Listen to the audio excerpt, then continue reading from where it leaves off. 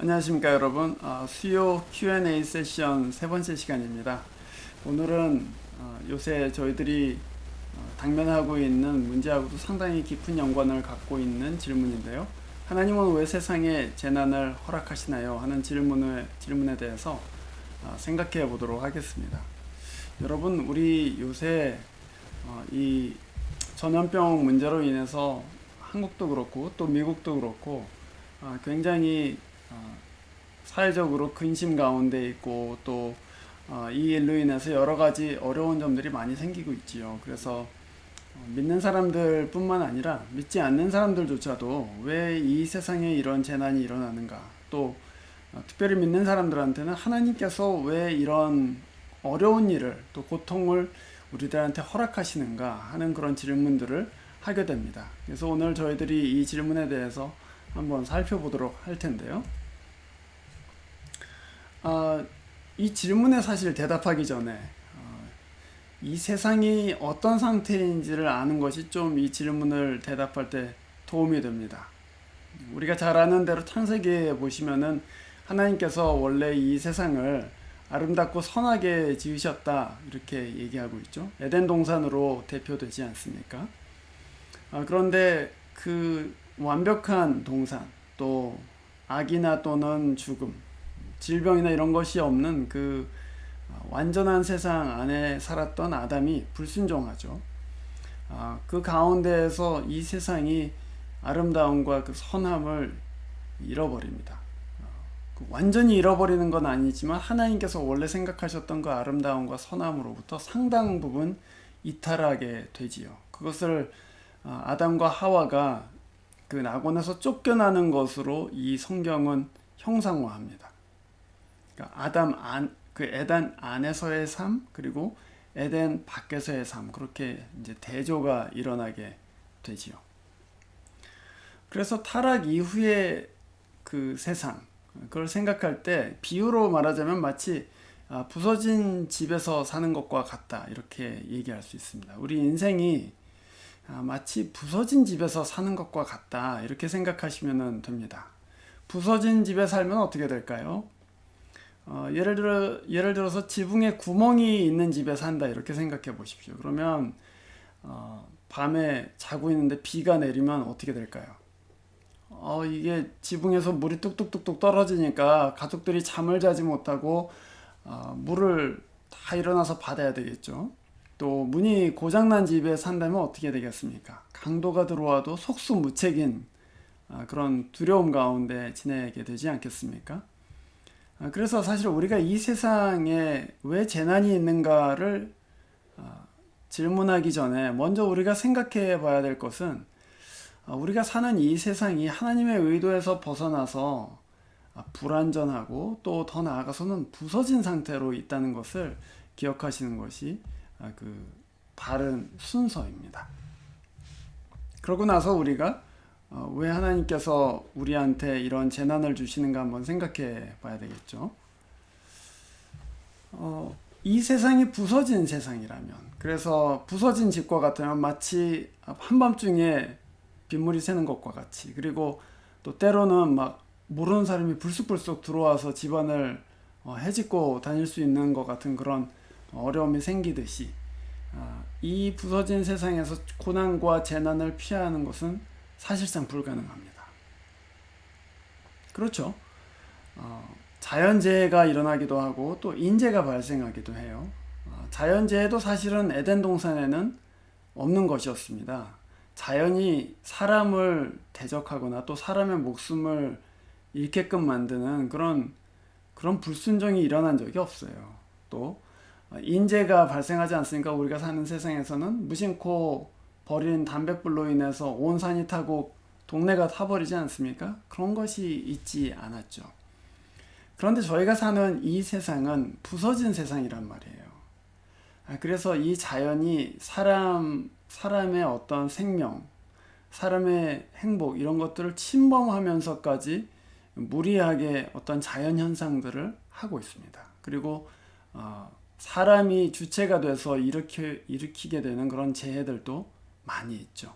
예를 들면 원자력 발전소가 뭐 새 나가서 그 방사능이 새 나가서 온 동네가 오염된다든지 하는 것이 사람이 일으킨 재난이라고 할 수 있겠죠.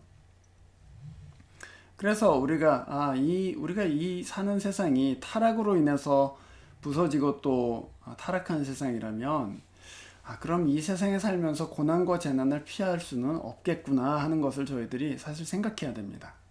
이렇게 비유할 수 있을 것 같습니다. 여러분, 어린아이를 키우신 경험들이 있으신 분들 다 아실 텐데요.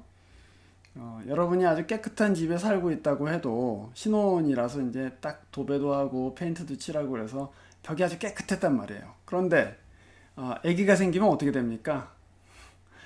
그 아이가 이 벽을 잡고 일어나기 시작하면서 어떤 때는 그 연필로 벽에다가 막 그림을 그리죠. 또 이유식 먹다가 막 음식 묻은 손으로 뭐 책상도 만지고 뭐 창문도 만지고 그래서 창문은 아주 지저분하고 벽은 뭐 물감, 크레용 투성이고 이런 일이 종종 일어나지 않습니까? 그뿐이 아니죠. 그 아이들은 꼭 조그만 아이들은 어려서 그렇다고 보지만 여러분이 만약에 반항적인 티네이저 청소년들하고 같이 한번 산다고 생각해 보세요. 이 아이들이 너무너무 반항적인 아이들이란 말이죠. 그러면은 그 티네이저 자녀들과 그 반항적인 자녀들과 상상해 보는 거예요. 살면서 문이 남아나기를 바랄 수 있겠습니까? 엄마하고 막 싸워갖고 문을 쾅쾅 닫고 다니잖아요. 그리고 어떤 때는 막 자기가 속상한다고 문을 막 어떤 남자애들은 손으로 꽝 쳐갖고는 부서뜨리기도 하죠. 그거를 우리가 못 참는다면, 그러니까 조그만 아이들이 음식을 흘리거나 또는 벽에다가 연필로 무슨 그림을 그리거나 또는 티네이저 아이들이 반항적인 마음, 사춘기를 심하게 겪으면서 문을 막 부수거나 하는 것들을 너무 심각하게 이거 이래서는 안 돼 하고 막 분노하고 그럴 수는 없는 거겠죠, 사실. 아직 어려서 그렇구나. 아직 우리 아이가 사춘기를 아주 심하게 겪는구나. 그러고서는 잠잠하게 받아들여야지 사실 살 수 있는 거예요. 그거를 진짜 받아들이지 못하고 아이들을 막 혼내거나 또는 티네이저한테 막 뭐라고 하거나 그러면은 더 큰 문제가 일어나게 되는 것이죠. 그래서 우리가 사는 세상이 지금 죄로 인해서 상당히 부서진 세상이라는 것을 우리가 아는 것이 그렇게 중요합니다. 그런데 아마 어떤 분들은 이런 질문을 하실 거예요. 아니, 그러면 하나님께서 당장 고치시면 되지 않나요? 뭐 이렇게 더디게 하나님께서 세상을 내버려 두십니까? 이렇게 질문하실 수 있습니다. 그런데 사실 생각해 보면 그 하나님이 구원을 지연시키시는 것이 아닙니다. 하나님은 빨리 고치고 싶어 하세요. 그런데 지연되는 이유는 우리 때문입니다. 우리가 돌이키는 것이 상당히 더디기 때문이죠. 구원이라는 것은 한 사람의 중심이 바뀌는 것입니다. 사람의 중심이 바뀌어서 하나님을 경외하고 또 하나님의 말씀에 따라서 살아야 되겠구나 하고 순한 마음을 가지게 되는 것이 궁극적인 구원이라고 볼 수 있습니다. 그런데 사람이 그 마음의 중심을 바꾸고 하나님께 순한 마음으로 순종하고 하나님의 뜻을 따라서 사는 것이 생각보다 그렇게 빨리 되지는 않습니다. 저를 생각해도 그렇고요. 또 제가 지금까지 교회를 섬기면서 본 많은 사람들이 사실은 그렇습니다. 예수를 믿는 것은 한순간에 믿을 수 있어요. 하지만 그 사람이 정말 중심이 새로워지고 바뀌는 데에는 상당한 시간이 걸리죠. 때로는 하나님께서 우리의 마음 가운데에 네가 살고 있는 길이 잘못됐다, 또 네가 사는 것이 너무 교만하게 살고 있다는 것을 알려주시기 위해서 때로 우리 삶 가운데 어떤 어려움, 어떤 재난, 또 어떤 힘든 시간을 허락하실 때가 있습니다. 그 고난을 통해서, 그 어떤 어려운 일들을 통해서 우리가 살아온 길에 대해서 생각하고 또 우리를 지으신 하나님에 대해서 생각할 수 있도록 하나님께서 일부러 허락하시는 경우가 있습니다. 또 그것을 통해서 하나님께서는 우리로 하여금 나한테 돌아와라. 내가 너의 생명인 것을 알아라 하고서는 그렇게 인도해 주시는 것이죠. 그래서 여러분, 우리가 그렇게 질문할 수 있습니다. 하나님 당장에 고쳐주시면 안 됩니까? 왜 이렇게 더디게 하십니까? 그렇게 질문할 수 있지만, 그러나 우리의 고집과 완고함이 이렇게 끈질기고 이렇게 더디구나, 변하는데 더디게 만드는구나 하는 것을 우리가 생각해 보시면, 하나님이 나를 오랫동안 붙들고 계시는 게 정말 복이구나 하는 것을 아실 수 있습니다. 우리는 우리 자신에 대해서조차도 포기할 때가 많이 있어요. 나 그냥 이렇게 살다 죽을래. 그럴 때가 있어요. 그런데 사실 하나님께서는 우리가 포기한 우리를 하나님께서는 끝까지 붙들고 계십니다. 그래서 그것이 우리가 희망을 가질 수 있는 이유죠. 하나님 저조차도 제 인생을 포기하기도 하고 또 그냥 난 이렇게 살다 죽을래 하는 마음을 가지기도 하지만 하나님은 정말 저를 붙들고 계시는군요. 하나님은 정말로 누구도 포기하시지 않으시는군요 하고 우리가 소망과 희망을 거기서 가질 수 있습니다. 하나님이 우리를 붙들고 오랫동안 빚어내시고 씨름하시기 때문이죠. 계시록 21장에 보면 그 첫머리에 하나님께서 이 세상을 완전히 새롭게 하셔서 새 하늘과 새 땅을 주신다 이렇게 되어 있습니다. 그 계시록이라는 것이 성경의 맨 마지막 책이잖아요.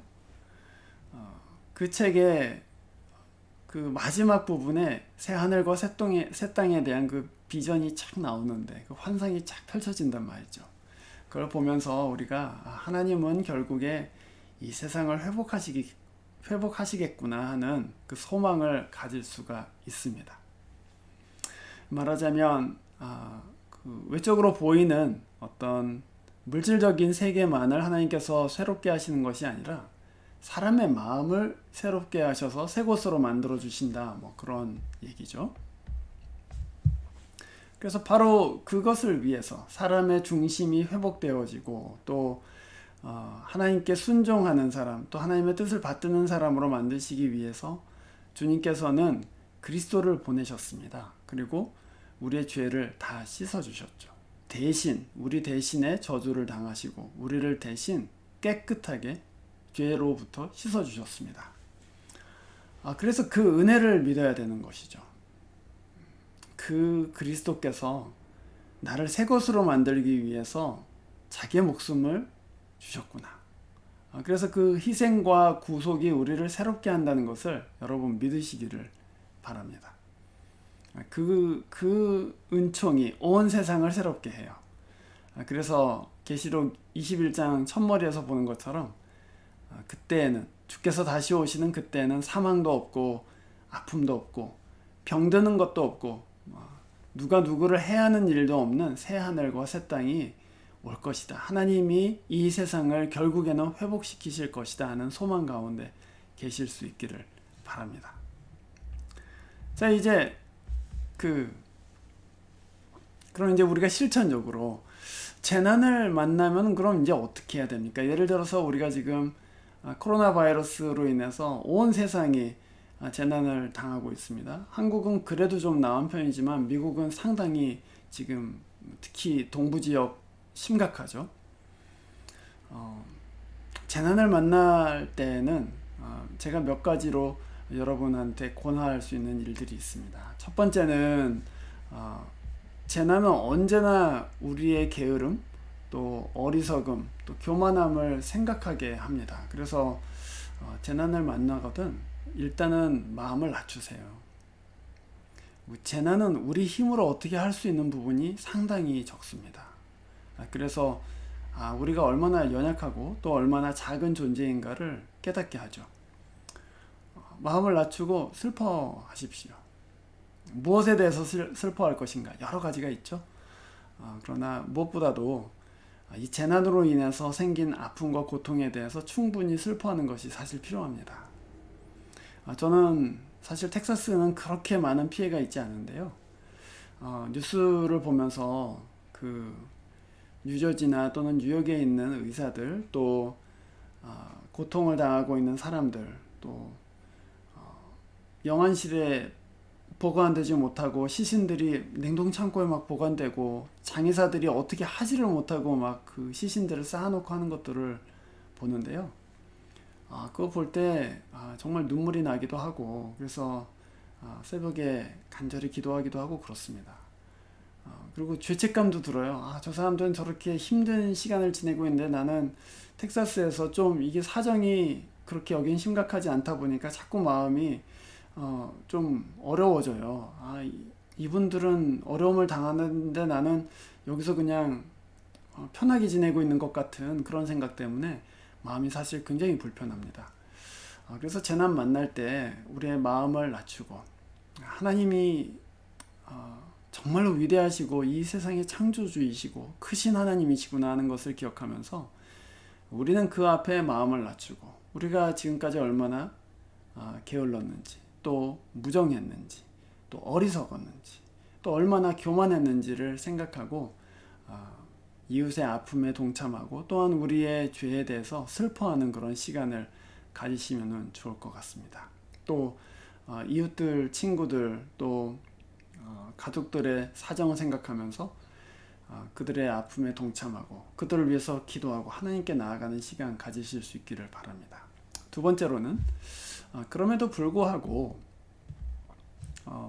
오늘 우리에게 주어진 은총에 감사하는 것 정말 필요하죠.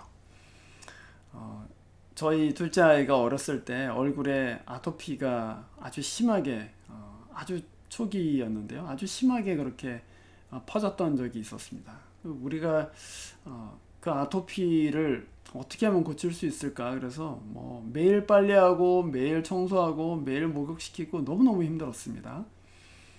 근데 그렇게 하다 보니 어느 날 문득 깨달은 거예요. 저희 집사람하고 저하고 이 아이가 이렇게 아름답고 아토피만 빼고는 정말 너무 사랑스럽고 또 잘 자라고 있는데 그리고 이 아이가 우리한테 참 큰 기쁨을 주고 있는데 그거는 정작 감사하거나 그거는 즐거워하거나 하지 못하고 온통 우리의 정신이 아토피에만 쏠려 있었구나 그런 생각을 하게 됐습니다. 사실 그게 전도서의 지혜죠. 전도서를 한번 읽어보시면 좋겠는데요. 인생의 큰 문제들을 이 전도자가 생각하면서 다 헛되고 바람과 같다 그렇게 얘기하잖아요. 그런데 참으로 이상하게도 그 전도서에서는 또 한 가지 아주 역설적인 지혜가 있습니다. 그건 뭐냐면 그럼에도 불구하고 오늘 내가 누리는 이 복, 내가 누리는 이 소소한 행복들, 아이를 가지고 또 사랑하는 아내와 단란하게 사는 것, 그런 작은 행복에 감사하고 즐거워해라 이렇게 말합니다. 한편으로는 재난 때문에 인생의 큰 문제들을 생각해 볼 수 있습니다. 그러나 그것이 하나님께서 주시는 작은 행복들을 가리지 않도록 오늘 하나님께서 주시는 은총에 감사하고 또 우리가 즐겁게 누리고 있는 것들에 대해서 충분히 음미하고 가족에 대해서도 감사하고 우리 교회에 대해서도 감사하고 또 이 세상에 우리의 행복을 위해서 일하고 있거나 또한 도와주는 여러 기관이나 또 사람들에 대해서도 충분히 즐거워하고 감사하실 수 있기를 바랍니다. 세 번째는 우리가 이런 재난 당할 때 하나님의 구원과 회복을 바라는 것, 그 소망을 새롭게 하는 것이 또 한 가지 우리가 할 수 있는 일이죠. 하나님께서 이렇게 부서지고 문제 많은 세상을 결국에는 고치실 것이다. 그거를 믿으세요. 그리고 그 회복을 바라십시오. 그러면 낙심하기보다는 회복의 소망을 가지고 살 수 있습니다. 그 무슨 말이냐면 하나님께서 여전히 이 세상을 귀하게 여기시고 또 아름답게 여기신다는 것을 내가 받아들이는 것입니다. 그래야지 이 불완전한 세상을 돌보면서 살 수 있습니다. 마치 아이 키우는 일이 참 어려운 일이지만 아이가 귀하기 때문에 아이를 포기하지는 않잖아요. 하나님도 마찬가지입니다. 이 세상이 돌이키기에는 굉장히 느리고 더디고 교만하고 또 완고하지만 하나님 지으신 세상과 사람들 귀하기 때문에 하나님 절대 포기하시지 않습니다. 그래서 그 하나님의 마지막으로 하실 일, 최종적으로 하실 그 구원의 소망을 여러분은 가지실 수 있기를 바랍니다. 그리고 마지막으로 할 수 있는 일, 해야 되는 일은 사랑하고 선을 행하는 것이죠. 우리가 다시 부서진 집의 비유로 돌아가 보면 이렇게 생각해 볼 수 있을 것 같습니다. 비가 와서 물이 샌단 말이에요. 한밤중에 물이 새고 있습니다. 그래서 그 집에 사는 것이 너무너무 속상하고 원망스러워요. 그런데 그 사정을 알고 이웃집에 있는 친구가 와서는 그 위험한데 지붕에 올라가서 임시적으로 조치를 해준다면 그거 얼마나 큰 위로가 되겠습니까?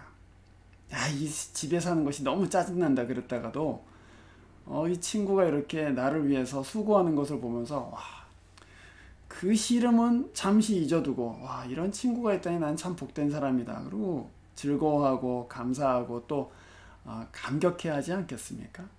코로나 바이러스와 같은 그런 재난의 때 어떻게 하면은 더 사랑할 수 있을까? 또 어떻게 하면은 선을 행할 수 있을까? 어떻게 하면 내가 작은 위로라도 줄 수 있을까?